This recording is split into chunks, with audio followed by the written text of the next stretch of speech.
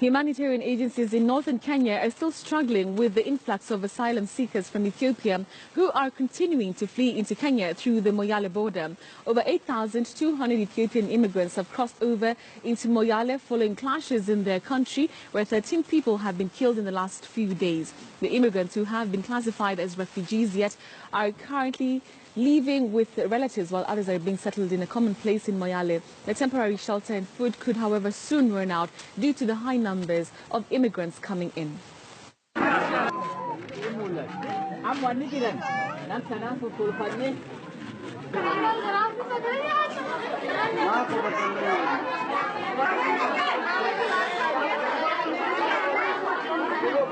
Today we are here at Oromo to see and assess the influx of people who have just come in from Ethiopia as a refugee.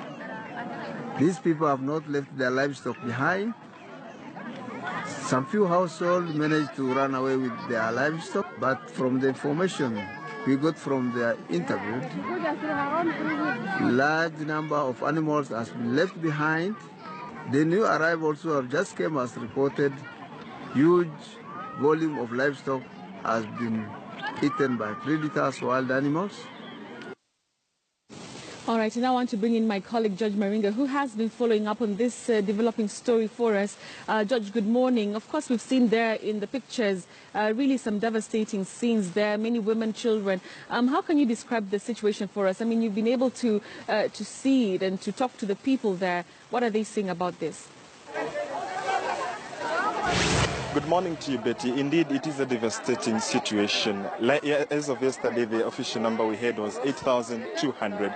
The Red Cross officials tell us at the moment it is 8,500, and the number is still increasing by the hour, by the day. Now, Betty, there are over 5 entry points where the asylum seekers who have not been classified as refugees yet are coming into the country from Ethiopia. Of course, they are fleeing the crisis that is happening even after the Ethiopian government declared a state of emergency in Ethiopia. And now, to my right, you will be able to to see the situation exactly that paints the picture of the dire situation or the humanitarian need that is really required at Moyale town. And this is just at Moyale town, Betty. Now there are about five areas, 5 more entry points where the refugees are coming in through.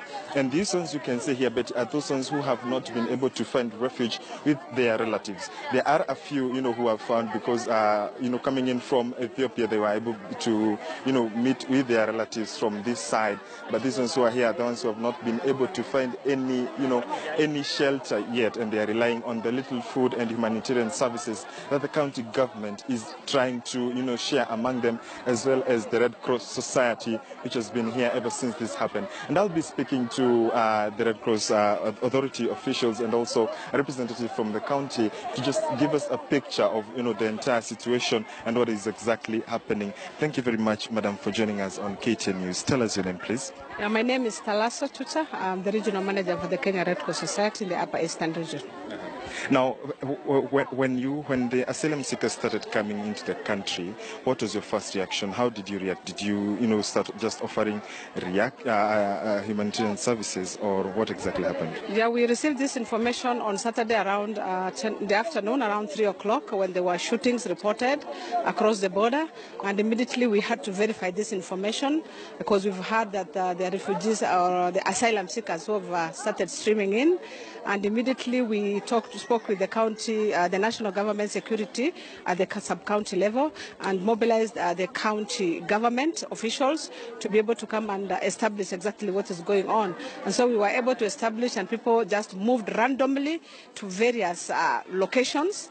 The first actually contact point for the asylum seekers was here at this residence because it's an empty space. So they just come and settled, and they were coming through various other routes that were formal and informal.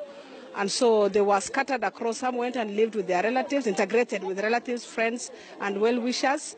And the number is quite elevating by the day. So initially there were about 2,000 people between Saturday night and Sunday morning. Monday, by Tuesday, up to yesterday, the number has increased to about 8,500 asylum seekers. The number that is actually coming in mainly is largely children, women, Some are pregnant, some lactating, the elderly, the sick. We haven't received any injured individuals that have arrived to this location. And so that's how we got the information and where they arrived. Yeah, at the moment you're classifying them as asylum seekers. They have not yet been classified as refugees. Could you explain that to us? Yeah, for us, the process of establishing whether these are refugees is a whole lot of a process that should be determined by different UN agencies, and I think led by the UNHCR and even Kenya's Department of Refugee Affairs. And so for us, we cannot declare them as refugees at the moment, because the due processes have not been subjected to the due processes of scanning and vetting and verification. That has to happen probably as soon as UNHCR and the Department of Refugee Affairs come on board. Yes. Now we have seen, a depletion of the resources, the food, the water, they are consuming. Talk to us about, the outbreak of diseases. Have you reported any case of chronic diseases, cholera, or such diseases? Yes, with the current situation, anything is possible anytime. It's a hazard we are stepping on. It's something about to blow up, because there are no ablution facilities. Water is not treated, despite the fact that the county government is struggling to ensure that they get water. The water immediately, it arrives with a water boozer, is put into a tank, and the community immediately start drawing it. Therefore, even if we have water treatment commodities, we cannot immediately utilize them, because the water is immediately utilized. As soon as it arrives, the tank is empty, considering the large population that is depending on it. And so there's no ablution facility, the water is not treated. The single toilet here, actually, we are about to close it down, depending with the public health officer who's been with the Red Cross team doing the outreaches, had already declared that, this camp, particularly this particular location, must be closed down immediately because of all those concerns, health concerns particularly. There were diarrhea cases that have been reported already by the team that had conducted outreaches yesterday. The single toilet is full, it's about to be closed. The place is just very extremely pathetic and inhabitable for the asylum seekers right here. Yes. You have worked with, the Kenya Red Cross, and you've dealt with such situations. How dire or how, extreme do you think, or do you speculate that the situation will be? At the moment, you have 8,500, and, that's just an estimation going by the fact that they are coming in by the hour. How should you expect, to see the dire need or the overwhelming number go by, by the day, and how will you be able, as Red Cross, to offer your services? Well, for us, it's overwhelming indeed, both to Kenya Red Cross and the county government particularly, who've been at the forefront in terms of providing water and other essential services. The number is increasing by the day. The camps are not well established. There's no designated camp. These are just makeshift camps that people establish. There are no even proper entry points. It's very difficult for us even to be able to help this. So yesterday we were able to do some response in Moyale and Sololo sub-county to about 2,620 households for a average family size of about 5 per household. So a total to about 2,600 between 2,300 to 2,600, at least because they're in an open space, and the chief offered some open space that looks like can be a typical camp. And so we were able to give them the necessary, life-saving, like, tarpaulins and the non-food items. But the situation definitely is already overwhelming. It's already overwhelming. We need personnel, health personnel. We need food, most importantly. They need to even actually sink boreholes and, establish proper camp for these people to be efficiently and sufficiently and, to restore their dignity. Because as they are right now, it's terrible. It's not very pleasant. Yes, anything can happen. Thank you so much. But just allow me to speak to the county secretary to give us within a minute, what the county is doing. Thank you so much for joining us on KTN News. Tell us your name, sir. Yes, my name is Malicha Boru. I'm the county secretary and the head of public service for Marsabit County. Actually, since this influx came in from the border, from actually Saturday, Sunday, we traveled to this site, and in terms of support, in terms of food provision, in terms of water supply, actually the county is doing its best, and we have supplied some food stuffs to these people to date. They are mainly entering from the border. They are based in 3 areas within Moyale sub-county. So Marre, Sesi, Butiye, and a few group in Sifa area. These people are in a temporary camp, and the place is really, the condition is unwanting. In terms of water supply is not adequate. In terms of food supply is also not adequate. More so the environment where they are in terms of sanitary facility provision is inadequate, and really the condition is unwanting. Thank you very much, Betty. That's the county secretary. And just to show you, the Red Cross agent has told us they are sharing. Excuse me, just a little. We want to show you, Betty. If you see towards the far right down there, you can see a water tank, and that's the only tank that the asylum seekers. Can you just move us for us to see just a little?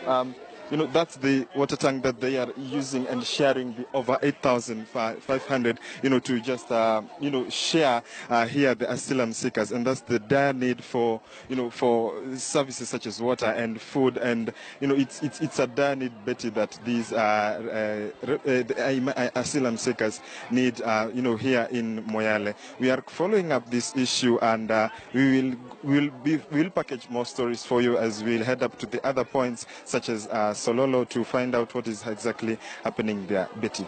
Thank you very much, Judge Maringa. They're just highlighting the plight of refugees coming in from Ethiopia to Moyale. Like you mentioned, we have about 8,200 people so far who've already crossed over to Kenya, and they're settling now in Moyale. And as you've seen there, a lot of pressure really on the little resources that are there, showing us a water tank, a small water tank, catering to over 8,200 people. Judge, if you can still hear me, of course, we're experiencing heavy rains here in Nairobi and many parts of the country. We're experiencing indeed quite a heavy downpour even right now as we speak. Can you say that's the same for Moyale? Just taking stock and taking a look at where you are right now. But where we are right now, yesterday we did have.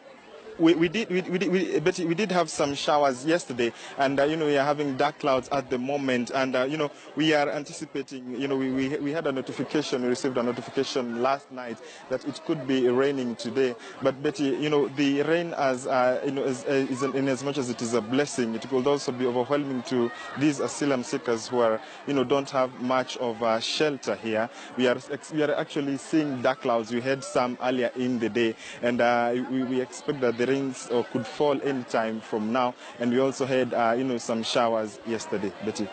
All right, Judge Maringa, they're reporting from Moyale. Like I mentioned, he's just highlighting the plight of refugees or people coming in from Ethiopia fleeing, some discomfort and unrest there. About 8,200 have so far trooped to Moyale. You've seen children, women, the elderly just there. And of course, one of the issues that the Kenya Red Cross officials have mentioned is that there's a lot of pressure on the little resources that are there present right now. That, of course, is shelter, food, and even water, as my colleague George has just highlighted there.